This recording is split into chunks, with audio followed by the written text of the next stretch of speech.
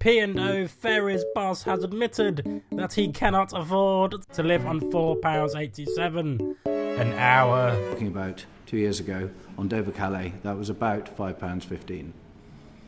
But you can understand how in March 2022 Parliament would have come away from the hearing thinking that you were going to be paying £5.15, and now we're learning for the first 8 hours that a cook is being paid about £2.90 an hour.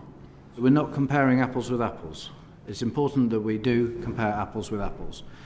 The £5.15 that I quoted in 2022 was the full consolidated rate of pay that included the guaranteed bonus, the guaranteed overtime and the holiday pay.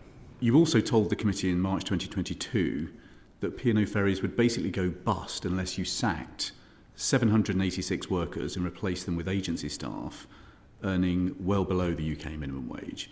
So now that the French have made this business model illegal, you do seem to be able to afford these wages. So what has changed?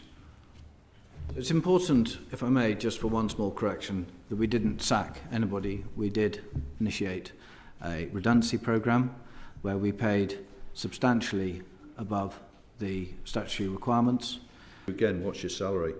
The crewing model that we have is the industry standard. My salary is £325,000 a year. And what were the bonuses you received over the last 2 years? I received a payment in April 2023 Of? 183,000 before tax. 183,000. So I can't do my maths very quickly, Mr. Lavery. Is that over £500,000? It's a lot of money. It's a lot of money. £508,000. And you're sitting here telling us that you're paying wages of an acceptable rate, something you would never contemplate for yourself or any member of your family or your friends. Do you think that's moral in any way? I reflected on accepting that payment. But ultimately I did decide to accept it. And I do recognise that is not a decision that everybody would have made. And I do recognise there are people in this room who would not have made the same decision. But it is the decision that I made. As we've just seen from the clip of the Workers' Rights and Protection Committee, Mr. Hebblethwaite, he's too posh, I cannot pronounce his name. That means he deserves more than £500,000 salary. What does he do, you ask? Well, he gets £1,000 bonus for every employee that he fires over Zoom. It's like, this is why workers' rights are so sacred and why they should be protected at all costs. I 100% agree with Mick Lynch. Freedoms, protections, they are not entitlements. They are not given willingly or freely. They are fought for and they are maintained by the struggles of many people, unions, which is why Labour was invented in the first place. But this is just such a prime example of this is what happens when you fire over 700 people in one sitting as part of a fire and rehire scheme just to get cheaper workers. That's all it was. Doesn't matter how you sugarcoat it. They wanted to save money on staff, and by God did they. And what happened is such a centrepiece of British politics. We have a groundswell of condemnation from the mass, and then it just dies off. We get mad for such a short moment of time, and then we move on to the next thing, because that's the way our media works. Most of the ones are in the pockets of Conservatives, but they have a groundswell of condemnation about something because you can't deny something that's in the knowledge of the masses, and the entire public are screaming about it, but then you kind of just move on and forget about it. We forget the fact that they fired perhaps the most amount of people in one day in decades.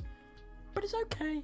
It's okay. We forgot about it for nearly 2 years. 2022. They fired all these people. He has to answer to a little bit of a committee. They tell him off. You naughty boy. You do know how wrong it is to fire. I can do it. I can do what I want. He can do it.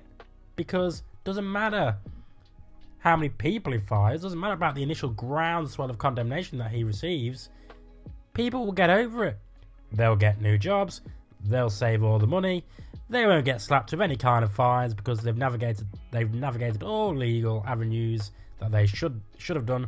No matter how frowned upon, it's still legal. And that's it.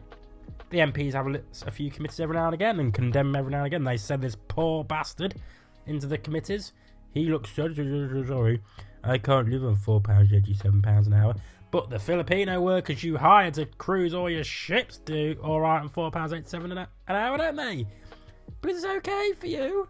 It's okay for you and your £500,000 a year salary. £500,000 a year. Who needs that amount of money? Who needs that amount of money? The average wage in the UK is £28,000 and this guy lives on £500,000. The rich get richer and the poorer gets poorer. That is how the world works, I'm afraid. We're going to go through an article by the BBC who has commented on the boss of the P&O Ferries, not cruisers, two different companies apparently. Ferries and cruisers, two different people. This is ferries, not cruisers. P&O boss admits he couldn't live on £4.87 an hour. Who could, Mr. Peter?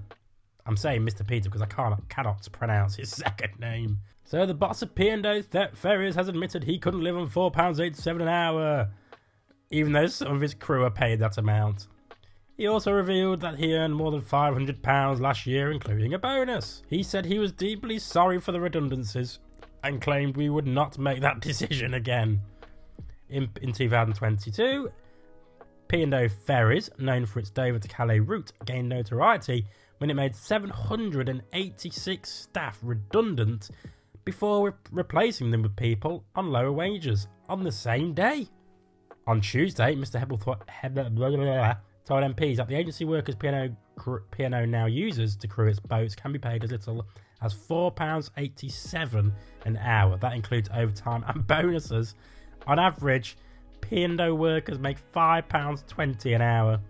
The chief executive said crew is paid in excess of the minimum basic wage set out by international law, because obviously the workers on cruise ships aren't necessarily confined to the UK law, the UK minimum wage. They're subject to international laws. We are paying considerably ahead of the international standard.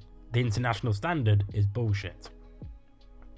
But Liam Byrne, chair of the Business and Trade Committee, accused Mr. Hebblethwaite of robbing your staff blind. He's not robbing them blind, it's just not giving them in the first place. The chief executive was also asked whether he felt like a modern day pirate. "Arr, matey! Here, I hired a bunch of agency workers and now I'm going to take all their gold." Seriously, what kind of questions is this committee asking this person?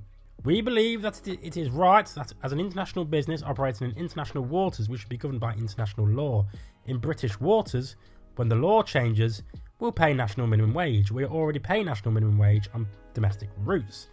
It's a minimum wage for UK workers. We recruit from an international field and operate in international waters. Labour MP Andy McDonald responded saying that he understood the points that the P&O Ferries boss was making. It just appears to this committee that you're getting away with what amounts to modern day slavery. Ironically, the P&O boss categorically denied the fact that what he was paying his workers amounted to modern day slavery because, again, to international standard, it does not amount to modern day slavery because it's international law. And like always, these kind of companies will keep getting away with this kind of stuff because they are acting within the confines of the law, frowned upon, but not illegal. And that's the kind of thing that's got to change. But it won't change because all the people who are making all the money are sat at the top, ruling us like the little peasants that we are. But anyway, thank you for watching the video. I'm Jake from Just Jake. If you're new here, do not forget to subscribe to the channel. We have now got memberships open as part of the channel. So if you want to become part of my inner circle, you want to access videos at least 24 hours earlier, have nice little symbols next to your comments. And don't forget, folks, make love, not war. P&O Ferries need more employees to pay £4.87 and man their ships. And your child could be just that person.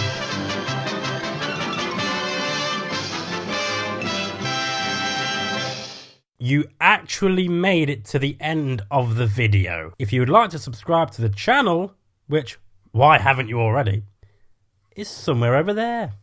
And also, if you want to watch more videos, also check out over there. I've been Jake from Just Jake. See you later.